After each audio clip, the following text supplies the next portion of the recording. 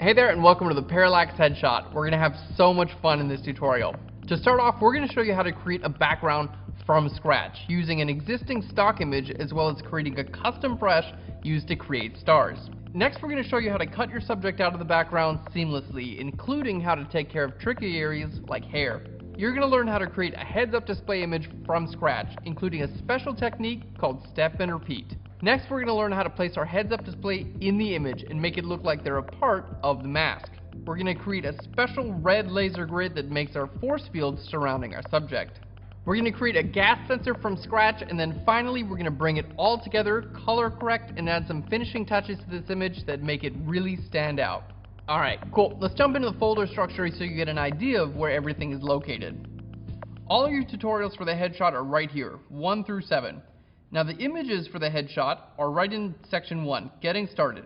Let's go to our tutorial images, and here where we see Parallax Headshot, matches up with Parallax Headshot. This is where our heads-up display objects are, as well as our background and our headshot. Alright guys, we got everything we need. Let's jump into our tutorial.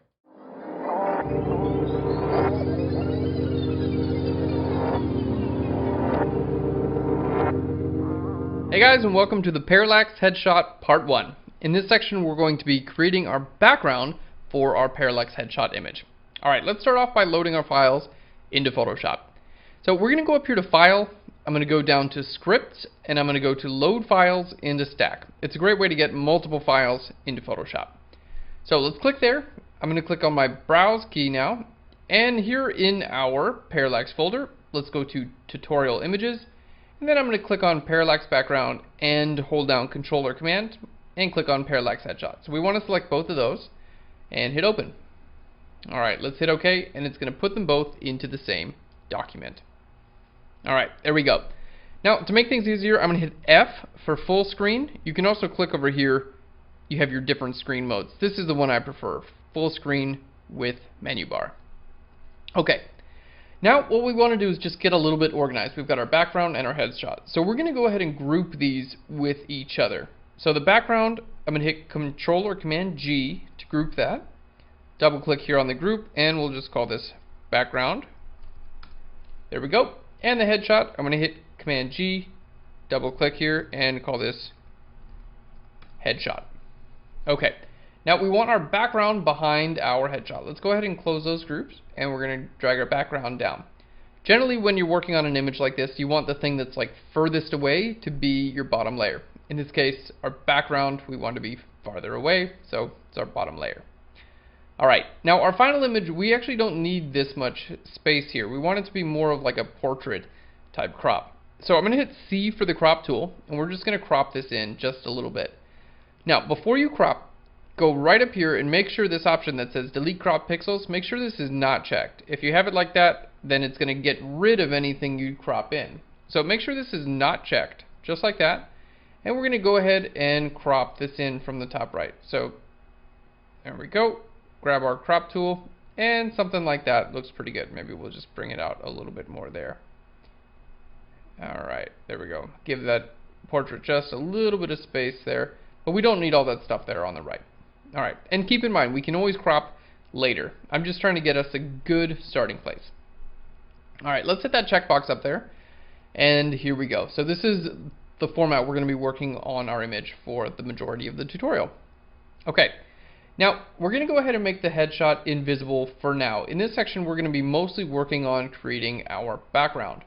So in our background group, first things first, we've got to get a background here. You can see we've got a transparent background here, and we don't want that. We want, in this case, we want it to be black because this is the infinite abyss of space. So what we're going to do, let's go ahead and inside of our background group, let's go to our adjustment layers, and I'm going to go to solid color. So solid color, and then you can choose whatever color you want. We're just going to drag down to the bottom and choose black. There we go. And I'm going to drag that down. And now we have an all black background behind our little planet here.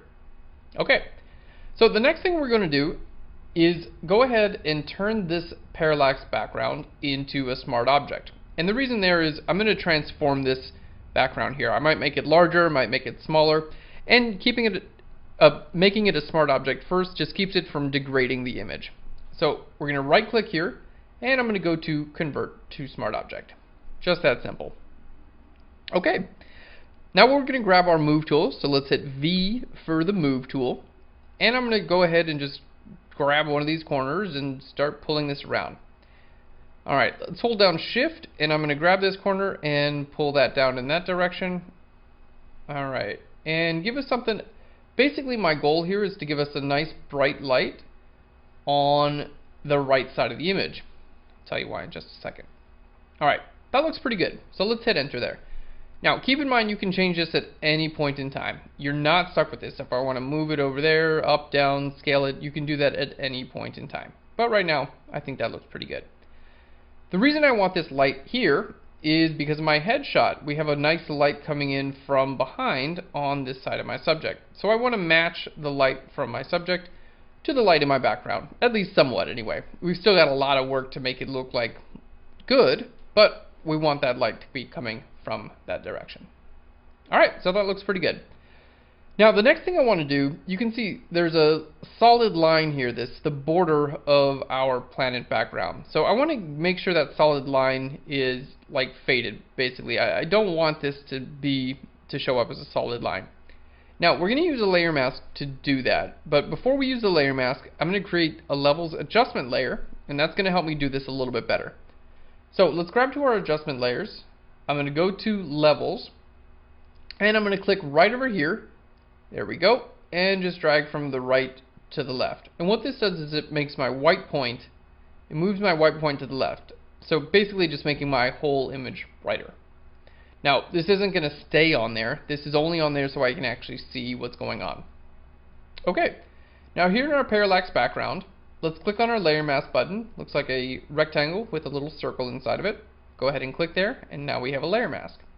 Alright, now our layer mask, this is what makes a layer visible or not visible. So if I want to make something not visible, I'm going to paint black with my paintbrush. Alright, so let's hit B for the brush tool, B for brush.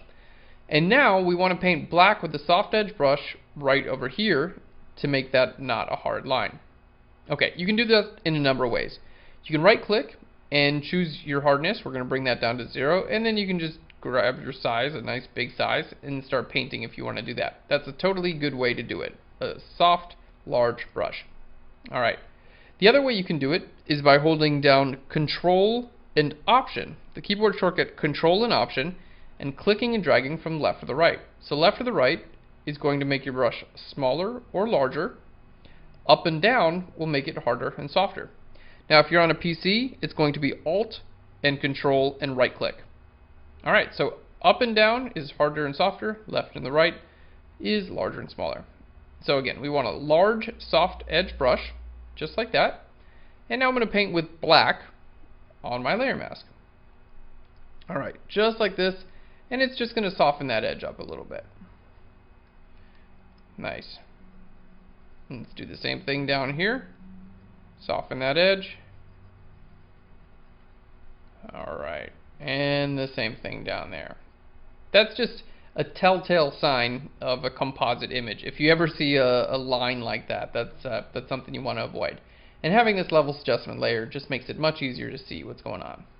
Alright, well let's go ahead and make that invisible for now. We don't need that anymore. It's just to see what we're doing here. And now what I want to do is extend this blue out a little bit more. So we're going to create a new layer. Again, B for the brush tool. Now we're going to hold Alt or Option, which brings up our little eyedropper. Okay, with your eyedropper you can sample any color. So if I click here, it's going to be white. If I click here, dark. Here's black. You get the idea. So Alt or Option, we're going to sample this blue color there. We're going to make a nice large brush, and then I'm going to start painting some blue on my image. Alright. Now for this I recommend using a low flow. I'm on a flow of 40% here, and that's just going to apply a little bit of blue at a time. Alright, that's going to help us build up an effect. There we go.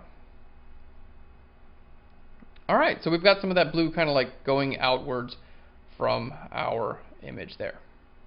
Cool, and that's looking really good. Alright guys, the next thing I want to do is create some stars here in the sky. Now, with the stars, you could go about using a stock image of stars. You can create it in Photoshop. Basically, my goal, let's just do this very rough so you can see it. I want like one star there and then another there, and like I want them to be pretty well far spaced apart. And I want a lot of like variation here in my stars. So we're going to create a custom brush that's going to do this really well for us. Alright, let's go ahead and delete that.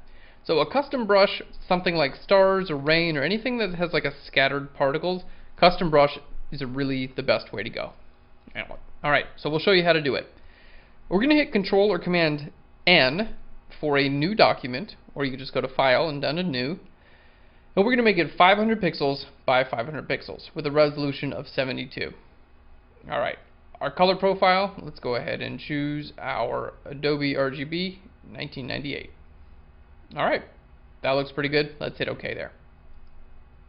Okay, now what I want to do is just choose a really large, sorry, not large, I want to choose a small brush, and we're going to paint black in one corner, just like that.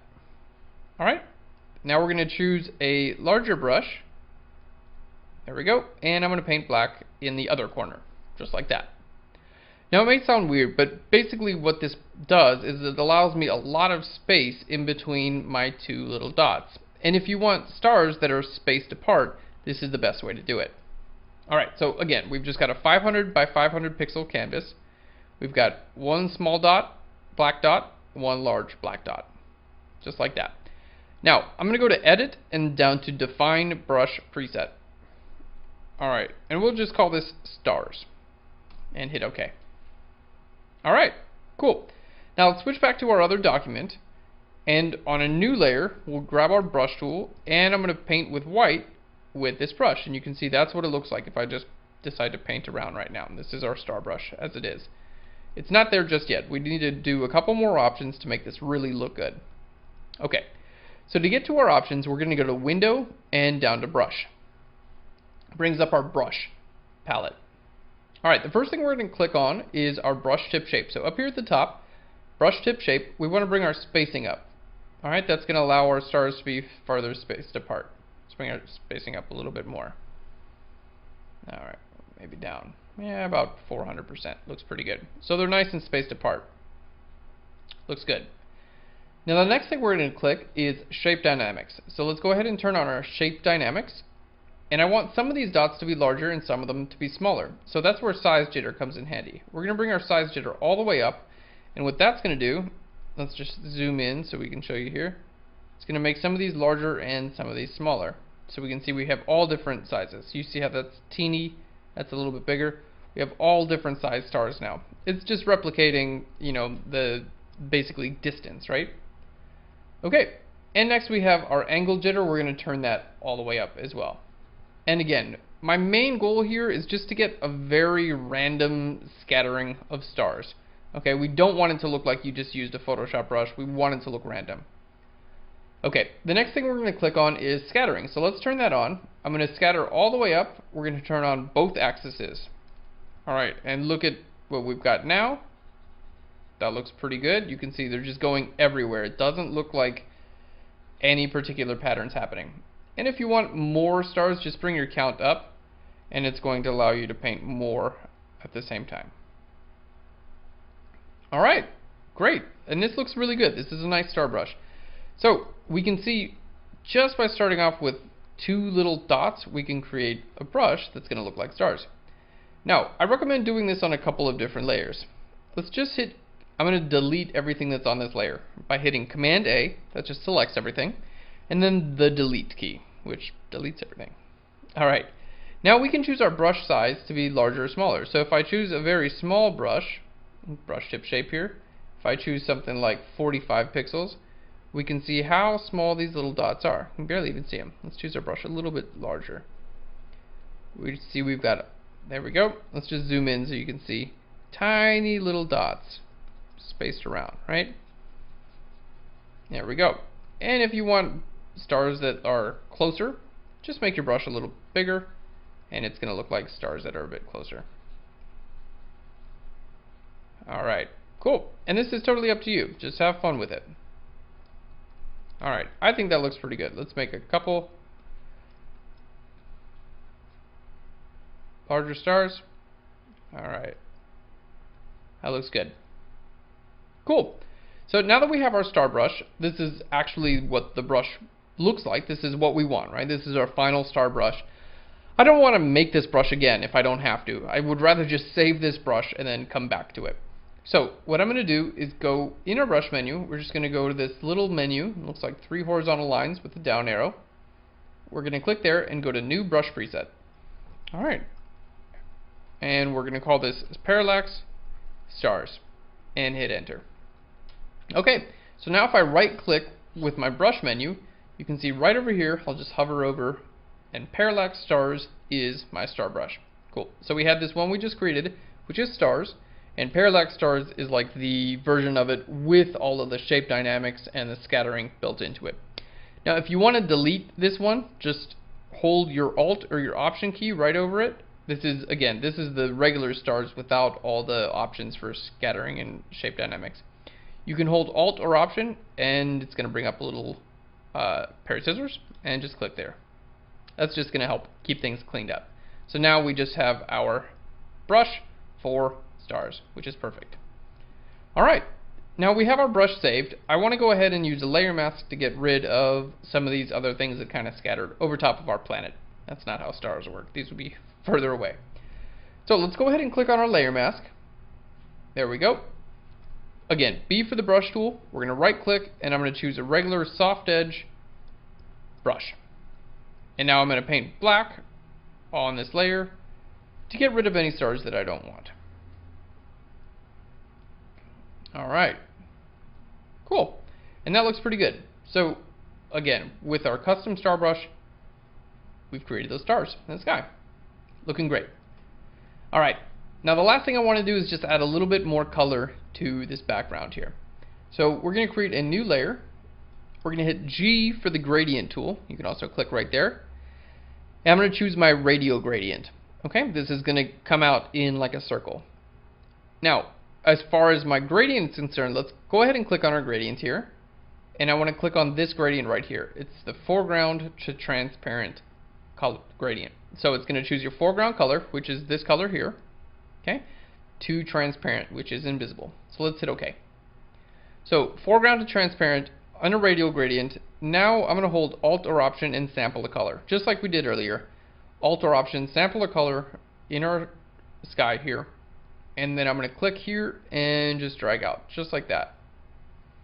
Alright, so we have a nice radial gradient that's going to give our image a little bit more color. So as of now, my layer mask is on normal. We're going to change this from normal down to overlay, and that's just going to add a little bit more color to our image and just make it a little bit more exciting. We have, like, after all, like a space themed image. I want it to be a little bit more exciting, and there we go. We've got that. Alright, now this levels adjustment layer, we don't need this anymore, so we're going to click there and hit the delete key, and then we're good to go. Alright, so here's our background. You know what, let's go ahead and put our color fill inside of our background. Alright guys, and there we go. That's our background we created from scratch. Pretty good.